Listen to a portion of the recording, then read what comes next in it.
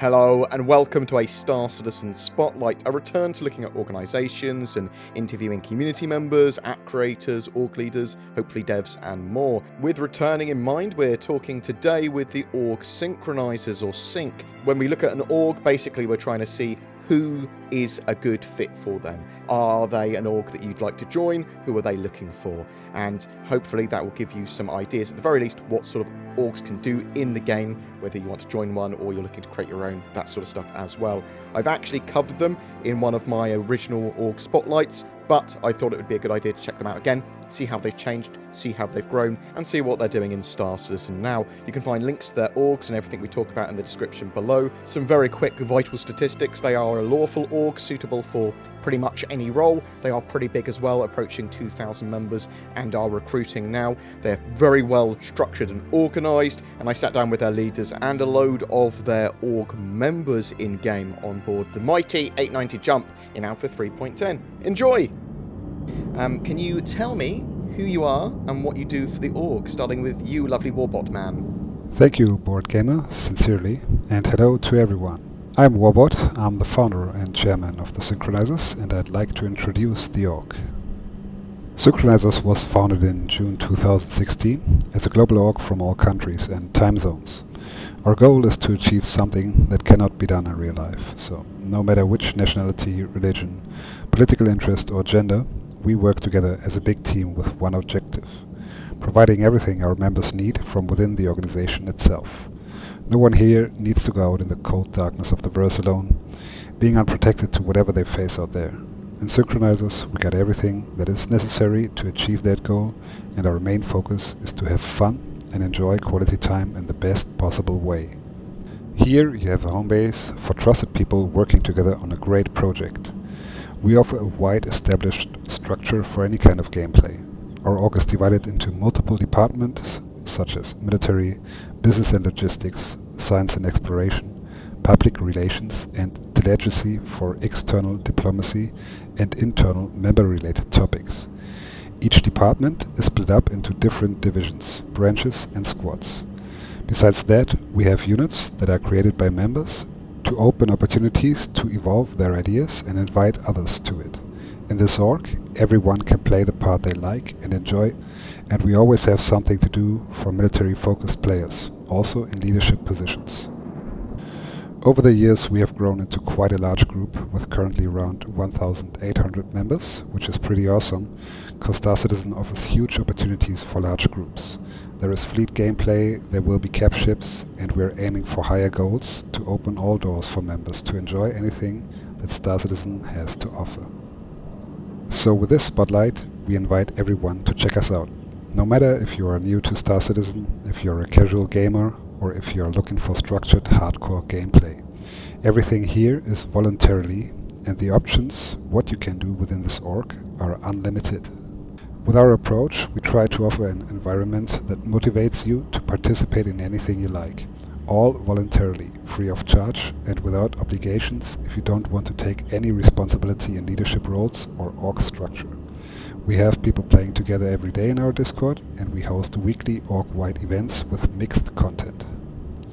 We focus on bringing together individual skills that will make us stronger as a whole, and everyone here will benefit from this. I'm often overwhelmed by the ambition and effort our people put into this organization. So if you're interested in checking us out, please visit our Discord server and join our org on Robert Space Industries. We're of course also open for affiliations. Who's next? Guy in the white shirt. My name's Ethan. I've been with this org since 2018.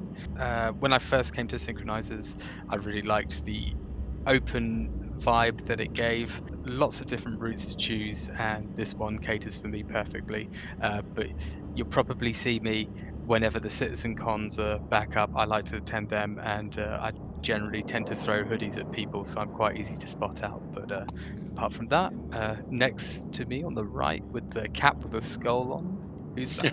That's me, Drizzit. I started back in 2018. I don't remember which month it was. And I've always been interested in the business and logistics end. Started out in the mining. I was a branch officer there for a while, and then moved up into the department head part of the B&L division, and have now moved to candidate in the committee for synchronizers, and I'm new there. All right, next in line, Peanut Crusher. Is it Bob Mitch? Okay, so Is it? It's Bob Mitch. Oh, I don't sorry. mind. I just was looking at the Discord. It's all good. I'm Bob Mitch. I am a content creator for Star Citizen and various other bits and bobs when I can. And I am part of the science and exploration crew. So more on the go and findy things and scan them and see how they tick. I try to do my best to record various shenanigans around the org when things go wrong and break, or the game is just being the game. And give everyone good laughs and giggles. That's how I started out doing the content in the first place. All right, thank you. I would just go with Discord now because unfortunately we don't see Marcus. So Giuseppe, please go ahead. All right. Yeah, I'm Giuseppe. I head up the diplomacy department here at SYNC. My whole job is making sure our voice is heard by other organizations, make sure that we get our point across and we can hear others, and we can create a nice strong foundation of allies and friends that we can enjoy this strange and fantastic game with. I also an office guy. I just do paperwork. That's my whole job, which is a really weird thing to say. This org's become a massive part of my life, where I almost don't even play the game anymore in the sense of launching it. Awesome, thank you. Peanut Crusher. Hi, I'm the Peanut Crusher. I am part of business and logistics and a relatively new content creator. I joined SYNC about 2 years ago after the previous video highlight you did on synchronizers. I spend a lot of my time introducing new people to the game. Wherever someone sort of puts a post up in social media, so I'm finding it hard or I want to know how to play the game, I generally invite them over to the org and sort of get them set up, get them to earn their sort of first few 100,000, as it were, take them out mining or showing the ropes where you go to sort of going down to the caves. And one of my big proud things is that I actually don't carry a gun. I'm one of the only players that doesn't carry a gun in the org. So the only thing I do actually carry is the mining laser. What about grenades? Do you carry grenades? Nope, I don't carry any weapons. I literally, only time I carry a weapon is we're going to go and do a special event, but other than that, I never put a weapon on. Okay. I'm literally all about making the money. So whether it be for myself, for the org, or whether it be for new players. So, obviously, you've grown to, what is it, around 1,800 people now, is it? Around that in your org? Approaching 2,000? So that's quite a big org now by anyone's standards. So, how has the org evolved from what it started at? Is it still a relatively lawful org that's sort of like covering all aspects of the game for anyone that wants to do a bit of anything? Are there people that you specifically don't want in the org? It's like types of player? We focus on not necessarily at the moment lawful gameplay because there is no reputation system installed. There is nothing connected to anything yet, and we do not know how the mechanics will evolve, though we will certainly try to focus on a more lawful gameplay. But for us, basically, it's important that people are not a prick. Yeah, you can say it. We don't want to harm other players just for personal gain or to work around our frustration that we might have in real life or whatnot. We don't want to shoot traitors. Not every combat ship that passes our way is necessarily here to gank anyone. We of course protect what's ours, our assets, and in the first place our members, of course. But we don't run around, we don't pad ram, we don't just gank people for fun. This is not what we do. We focus on playing together as a group, enhance our experience, do some nice gameplays together. May it be combat, may it be mining missions, trade runs, exploration missions. We do a lot of different kind of missions, and we try to host weekly events to cover that and to keep people entertained. So I know that you're basically a global org, so you have people from all different time zones playing at all different times of the day. But as we said, you're approaching 2,000 members. How do you split up the sort of like the organisation? How do you organise your org so that everyone can participate, especially at the moment when the server concurrency is only 50 players? Do people often miss out, or do you just how does that work? With the actual weekly events, we almost every time hit 50 players. We're mostly from the European and American time zones. We also have Australians. We have one Australian sitting with us here at the table. So far, we don't cover other time zones with events. Can you go through sort of like what happens with some of these events, what's happened in the past ones, what's ones you've got planned for the future? Oh, we have, for example, scavenger hunts. When they reach it first, they get a reward like ships or store credit gifts and whatnot. We have combat events, we have fleet events, ground combat with ballistas and such. We do exploration runs, we have large mining missions that we do together, trade runs with escorts, and member parties, of course. Sort of like other orgs that you get like org fights with and sort of like run missions and stuff with, or is it mainly just inter-org stuff? It's mainly Synchronizer's internal events, since we hit the server limit most of the times. But we also do combat events with other orgs that we are befriended with. And we do not only look at ourselves, but also at the community. So we have 2 alliances that we co-founded. One is the Strategic Alliance of Independent Orgs that work together on a trusted basis. Right now it's 25 organizations that participate in there with 5,000 members. And we've lately created the Kraken Alliance with right now about 7 organizations. Vandu, for example, the Synchronizers, of course. And we look to expand those alliances. If other organizations are interested in joining one of those alliances, I'm always happy to receive contacts. But Giuseppe, in the first place, is our contact for diplomatic stuff. So maybe Giuseppe, you want to give a little insight about your work as well, what you do as a diplomat for Synchronizers. Yeah, definitely, sure. So, yeah, like Warbot's just mentioned there, we've got 2 ongoing alliances we're working on. One of them significantly newer than the other, and we're always ears open, listening to community, wanting more feedback and get them even more active. I'm always here listening out for new organizations. Yeah, we're also part of the Intergalactic Senate, which is rather a meeting place for larger orgs of the community to exchange their experiences when running large orgs and stuff like that. Giuseppe, who is actually from Australia, also met the test diplomat.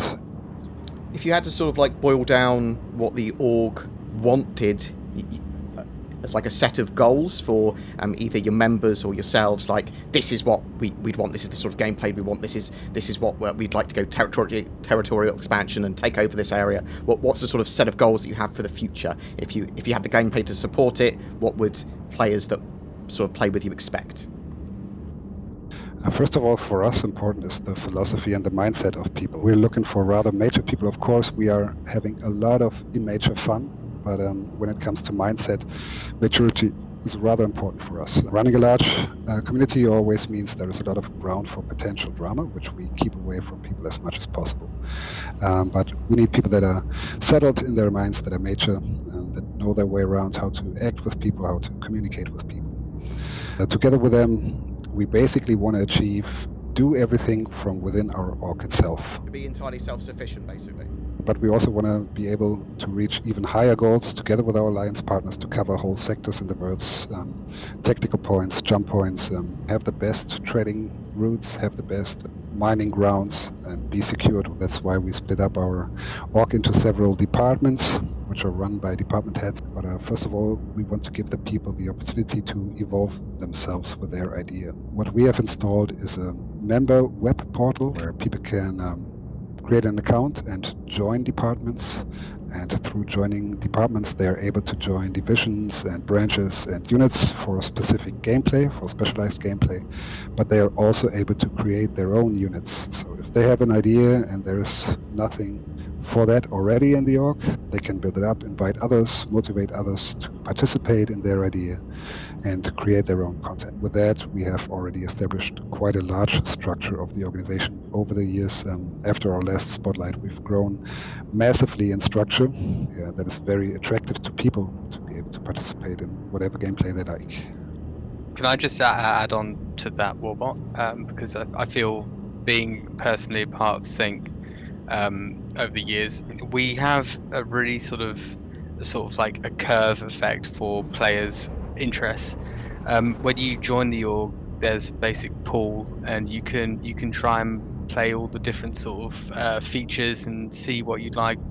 I personally have been encouraged by the people in command of this org to take more responsibility, and I've really enjoyed it. So it's, if you want to just be that player that sits back and plays and enjoys the game, it's a good org to be in. But also, if you want to do more, So there's a ladder to climb based on the amount of effort you want to put in, but you can just sit and play if you want to just enjoy the game.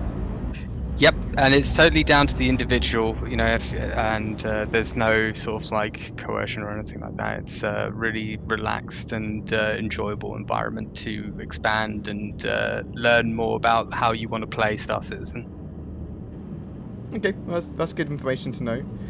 So Warbot, out of curiosity then, with the org size, around 2,000 at the moment, if you could grow to an ideal number, what's the sort of maximum size you'd want to grow the org, or is there no maximum size? 50,000 players!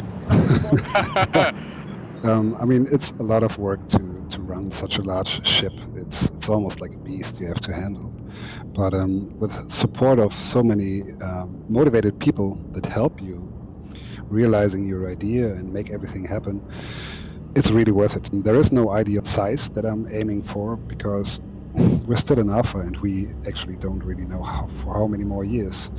And with that being said, activity is a main factor. We have the mechanics for it. We have a lot of automated systems, a lot of bots that help us in the member portal as well, so we don't have to micromanage everything ourselves. Okay, so actually with that in mind there, where you touched on some of the stuff with Alpha and Beta for Star Citizen. So Star Citizen, obviously, for some, incredibly frustrating, for some, a tourist attraction, for some, like a lot of you guys, it's something that you can play now in its sort of sandbox stage and have your org missions and all that sort of stuff that you set yourselves. So what do you do throughout those times when there's a bit of a content drought or when it's frustrating? And I suppose I want to build this into another question as well. If some of you are in the PTU and others of you are not in a PTU phase, do you split up into multiple groups? Do you still have your events where you're running some of it in the PTU and some of it in the live build? So what's going on with that? During the PTU, we try not to host events because we want to give people the freedom to test around in the PTU, not to be obliged to participate in an event. It is always voluntarily, of course. So during that period of time, we don't host org-wide events. We have different channels, different text and voice channels for the PTU and for the PU, so people can split between those channels and play with those that are actually in their build. So we mostly use Discord for all of that, and our Discord is pretty well set up and established. Are you able to sort of like provide gameplay for competitive PvP type players, or is that something you'd encourage, or is it more PvE that you're looking for? What's that sort of look like for the org? We don't divide between any of those, because what we want to achieve in the very first place is that our members are secure when they fly in the verse. So we are very much looking for combat pilots, no matter if it's PvP or PvE. So if people are looking for an active org, for a lot of people that are requesting security during their missions and a lot of content and gameplay for military side, we're always happy to welcome people. We are very competitive. We are running org versus org events, which are combat based on the ground and in the air. And basically every time we play together, we're always happy to have military people around us. And how new player friendly are you guys? If I'm totally new to Star Citizen, just bought my first game package, are you guys able to teach me what's going on, or is that something that you'd want us to at least look at a guide first? What's the sort of restrictions there? Ethan, maybe you want to... Sure. So we openly welcome new player backers into this organisation. Most of the players here were probably playing on the game and interacted with a member of SYNC, and that was pretty much the catalyst to what's brought them here today. If one of the members comes along and they want to try out a ship, they could just talk to another member. So how have you found 3.10 so far? I don't want to answer that question. Some of the guys here, do you want to say what you think 3.10? It took me a while to get on. It was crashing most of the time, so I haven't spent much time. Same. I have to say though, when it first dropped, like on the PU, it worked so well, and the new sort of flight system, how that's changed, I absolutely love that. I feel that it's sort of brought back the skill into the flight system, especially with the new targeting, bringing fixed weapons back. I really appreciate that. I think one good thing certainly about the org is, like Warbot was alluding to there, was with the quirk that exists within the game. If someone new comes to the game, they can very easily get disheartened and leave the game, or they just go away with this real bad feeling about what it is. And in some scenarios, they won't even ever come back. Whereas where we put the hand out and say to the people, come along with us. We'll show you what those quirks are. We'll show you what those workarounds are. We'll help you get established in the verse. We'll help you overcome those little obstacles.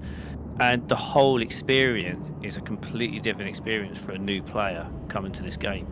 When I first came to the game, I spent 2 days walking around Olisar, too scared to take off because I thought I was going to break my ship and never be able to fly anywhere. So, I can totally relate to those new players that might come to the game.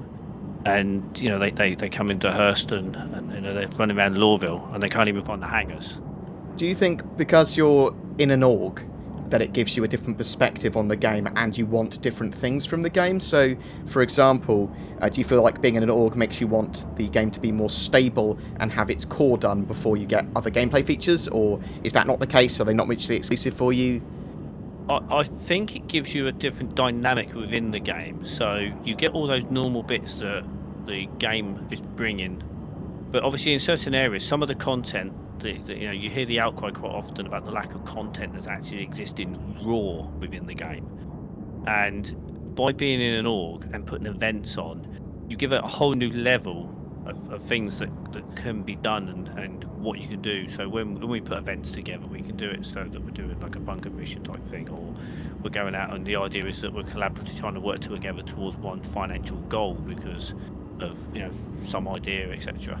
So it certainly gives you a lot more content and a lot more kind of out of the game than just being a solo player. Plus there's also very much a social aspect, and that is one thing about Sync. It isn't just about flying around in a ship. There is a very good social network within the org, and therefore you get friends. Because like this year, a group of us all went up to CitizenCon together, and obviously we met you up there, and that was a really, really good day of all of us up there. And we were South front and and Eastern were centre. there. We were front and centre. Yeah, we got front row. We even managed to get the Synchronizers logo on the BBC, because when they panned onto the crowd, they were looking at us and we had our logos on. So it was, it was a really good event, and that all came from the fact of all of us travelling from different places on our own to go and meet up with somebody that, in theory, we had never met before, but we knew. Definitely. Because we'd spent so much time gaming together, and we'd chatted outside of the game, and friendships had really been born out of the org, and that's very unique and very nice to be able to sit here and say that. Yeah, I think people don't realise how important that social experience is. Like, I would never suggest playing Star Citizen as a lone wolf, and even if you're just going to check it out as a tourist now, I'd still say get an organisation. And this is something that Eve does incredibly well, is those fan fests, and I'm really, really glad and sort of like impressed that Star Citizen's able to run the fan fests now, even. I mean, for so long. It's such a weird thing they're able to do it. They do it pretty well. From the perspective of a content creator and a streamer, what is your impression of the org synchronizers, and how does it benefit you? In various different ways. For one thing, it goes back to the case of Star Citizen not being a solo experience. This game is not meant to be played on your own. You can if you want to, but it really isn't made for that. Especially if you're in something like this flying brick that we're in right now, you're going to need people to do things in it. It gives a player base, so it gives you people to interact with, and it gives you people to fly ships with and have fun with when things come out. But it also means that you can use those people to build relationships and do various things. As we've already discussed, going back to CitizenCon and seeing each other and finally meeting face to face, although I'll admit I didn't get to spend that much time with the guys that day because I was crewing the event and running around like a rabbit with its butt on fire. And also, in regards to what you mentioned about this game is not meant to be played solo, I think it could be played solo if you're in a large player hub like Microtech eventually. But I think this game has always been defined by its community. I was going to say, if you're intentionally playing this solo, you're limiting yourself unnecessarily. Yeah, I think part of Chris's vision is for everybody to be playing in an interactive type fashion. So you can see by some of the game mechanics that are there, the way that some of the ships are and things like that. You've only got to look at the mole. That is pure and simply designed around working as a team. Right, is there anything else that you want to talk about, Warbot, or any of you lovely people? I want to kidnap you and go to the bridge with you to interview a few guys there and get their feedback on how they feel as being a synchronizer. Security will guide us over, and we have a bridge crew together with a large amount of combat ships outside escorting us during our journey. So, let's head over to the bridge. I love the fact that you had a crew on ship that are all doing jobs, like having security, having a pilot that was there dedicated to actually flying us around, having a proper little bridge crew. I think that's absolutely amazing. So that's basically what we're about. We're working together as a team. Everyone performs the task that they enjoy, and bring it together into one big picture. And that's a lot of fun for a lot of people. During the alpha, where basically content is missing and everything we have is what we create together. Is the captain also the pilot? Negative. That's me over here in the suit and tie. Oh, okay. So that's cool. So you literally got the differential between the pilot and the captain as well. Okay, so I'm sort of interested when you sort of like joined SYNC, what you thought of them, why did you join, and what you've got out of it so far. Well, to be honest, I joined SYNC after the first Spotlight. The thing about SYNC is we're active and we're doing stuff like this actually all the time. We really enjoy it. This one is really awesome, and I could see that right from the get-go. So I've just been stoked to be here ever since. What about your pilot? How long have you been a pilot? Are you normally a pilot with this captain, or do you get pushed around piloting different ships, or are you pilot because you own this ship? Or does the captain own the ship? So I fly a lot of people's big ships. That's the one thing in game that I really enjoy doing, and it's always been a source of content for me. Just it didn't matter who it was or whose ship it was, as long as it was big. I could fly it, and I just anything we were doing, it was always enjoyable for me. Okay, so how long have you been part of SYNC? I've been a part of SYNC since December of 2016. Oh, so a long time. Okay. Yeah. I think Kronos is also a very good example of evolving, because he joined us as a minor. He grew up with us together, and he established the positions that he wanted to be in. So it's not only the in-game position that he can man, but it's also metagaming. He's part of the internal senate of the organization, which helps to manage org internal issues, ideas that members bring up, to channel it over to the leadership. He's active in multiple tasks, whatever he prefers. So that's a pretty good example of how people can use the org and become part of the org and help creating what is there. I think, Grubby, are you on the bridge as well? I'm on the battle bridge. So, yeah, Grubby, he's the owner, actually, of this 890 jump, and he provided this ship for us, so it's also a good example for teamwork, and that you don't actually have to own the big ships to be able to be on it or fly. And Grubby, maybe you want to tell us a bit about you. Yeah, here at SYNC, we do absolutely everything we can for all the people in the org. Like Kronos and Bard said, who wants to fly, who wants to captain, who wants to be engineer, like, we're all willing to work together, and I enjoy Star Citizen quite a bit. So if we can use my ships for anything, let's do it. I'm all game.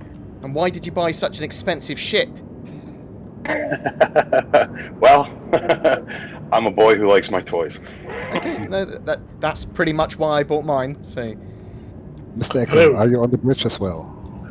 No, I'm actually in the scout ship outside the bridge. You can see me out there in the Pisces. Hello. Hello. Yes, yeah. So my primary role was navigator today.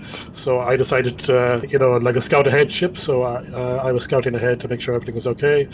I've been with synchronizers since early 2018, and I'm into science and exploration.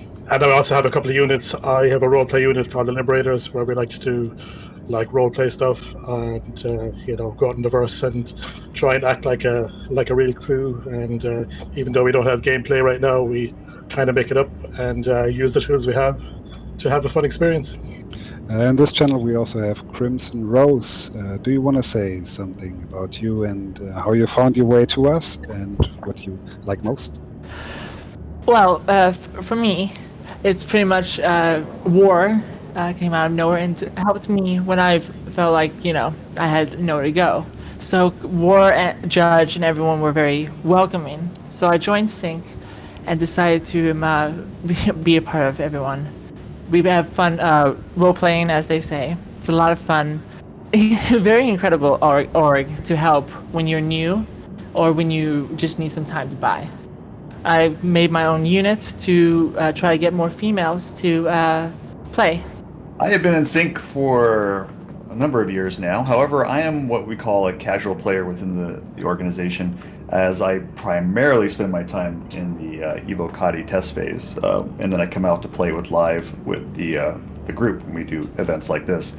And this has been a great group to be with, not only because, well, of course they do events, but I can come in and out. And there's never a feeling of pressure that, oh, you didn't show up to events. It didn't matter, right? It was all very casual, and everybody was very inviting when I would come back, and very easy to, catch back up with. The org does suit for any sort of like, whether you want to be casual, whether you want to be sort of super hardcore, you sort of like get out what you put in sort of thing. So if you want more responsibility, if you want to be there every day as many hours as you can, but it also suits casual people and they can still grow in the org. Absolutely, because they're much of the leadership are very active, and so they're always very inviting and finding reasons to bring you back in. Maybe if you were casual and you wanted to get involved with something, but if you didn't want to, like most of the time for me, then I just don't have to, and no one makes me feel bad. It's great. Okay, well that's good to know. How was your cruise? Yeah, odd. I mean, it was good. I didn't expect so many people to be escorting. I didn't expect a full crew to be on board, sort of like doing security stuff. It was an interesting experience. I haven't really done much interviewing and chatting to people in game beyond doing a very, very, very, very specific op. So it was a nice social experience. No, just wanted to say, yeah, when did I join SYNC? It must have been like 17, 16. But yes, that's what sort of when I joined Star Citizen, and then your videos were always there, and they were some of the first ones I saw, and I've been watching them ever since. So hats off. That's very much appreciated. What do you do for SYNC yourself?